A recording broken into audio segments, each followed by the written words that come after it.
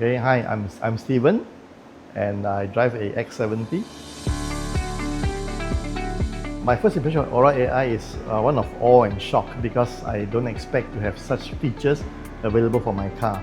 When I first bought this car, it comes with very basic voice activation control that comes with the X70. But because they are not very useful, I don't end up not using them after all, deactivated everything. And with AuraAI, I got more chance to play with it. I actually enjoy it very much. I like the fact that I can have 3 screens at the same time, almost like having 3 phones side by side.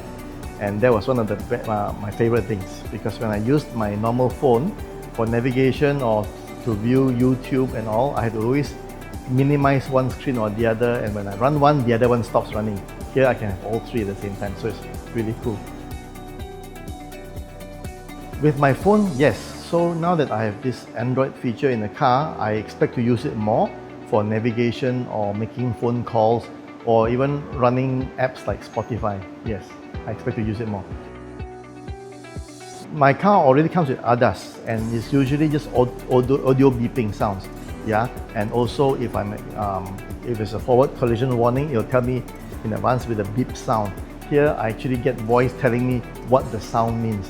So I think it's a better idea because it's clearer on what to expect. And yes, ADAS is really helpful. Even with my old system, I like the fact that this one has got voice. It tells you what it is. It feels more high-tech. It feels more advanced now. The screen is actually bigger than the old head unit. And I used to see all these newer cars, the EV cars with all this big screen. I always thought, oh, it's really ugly, right? Now I have it, I think it's very beautiful.